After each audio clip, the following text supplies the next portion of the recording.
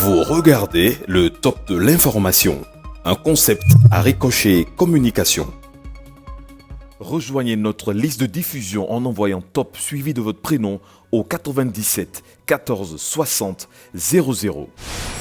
Bonjour, les élections législatives de cette année se tiendront à bonne date, promesse du président de la République à l'occasion de la traditionnelle cérémonie de présentation de vœux du Nouvel An aux institutions de la République. C'est une parole et une assurance donnée par Patrice Talon dans son adresse au président des institutions de la République, titre L'Autre Vision, une réponse qui met fin à la polémique sur la convocation du corps électoral écrit Fraternité. Le chef de l'État rassure que le gouvernement de la rupture prendra sa part de responsabilité dans le strict respect des délais légaux, comme il en a déjà donné le gage lors de récentes consultations avec la Sénat. L'équivoque ainsi levé, le chef de l'État a également réaffirmé devant les partenaires nationaux et internationaux plusieurs engagements, dont celui de maintenir l'harmonie globale qui règne entre les institutions de la République et de continuer à apporter sa contribution aux efforts de la communauté internationale en faveur du maintien de la paix et de la sécurité dans le monde. Bestinfo l'atteste pendant que la presse du jour relève le satisfecit du corps diplomatique accrédité au Bénin sur les réformes mises en œuvre à l'ère du nouveau départ.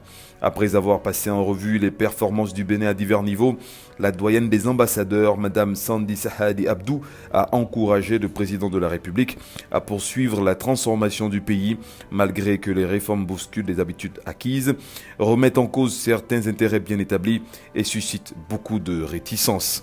Le cap est bon pour Patrice Talon, note le matinal. Le chef de l'État interpellé par l'opposition qui exige la distribution des cartes d'électeurs à bonne date. C'était ce mardi 8 janvier 2019 lors d'un déplacement d'une forte délégation des leaders de l'opposition au Conseil d'orientation et de supervision de la liste électorale permanente informatisée COSLEPI.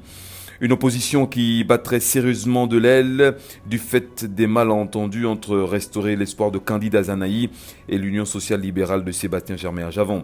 Le Béninois libéré en sait quelque chose et passe le témoin à Matin Libre, qui a reçu le député Guy Topé, qui use de son droit de réponse au secrétaire général de l'USL, qui avait déclaré sur une radio de la place que le parti Restaurer l'espoir ne serait pas de l'opposition. Pour l'élu de la 16e circonscription électorale, quand on recrute des partis politiques, quand on loue des logos, quand on recrute des députés autour d'un candidat, cela ne garantit aucunement la victoire à des élections aussi importantes que celles qui s'annoncent dans les prochains mois. Les discussions s'enveniment entre partisans des deux camps, mais également entre les notables d'Abomey et l'ancien président de la République, Nicéphore Dieudonné Seglo, appelé à la retenue dans son activisme politique. En bref, le procès ICC Service se poursuit à la criette. Certaines institutions bancaires écoutées, les accusés face à l'expérience de certains experts. La fête des religions endogènes aura bel et bien lieu le 10 janvier prochain avec une recommandation du ministère de la Santé qui invite à plus de prudence pour éviter d'être affecté par la fièvre hémorragique à virus Lassa. Pour chacun de vos projets, nous évaluons ensemble et agissons précisément dans votre intérêt.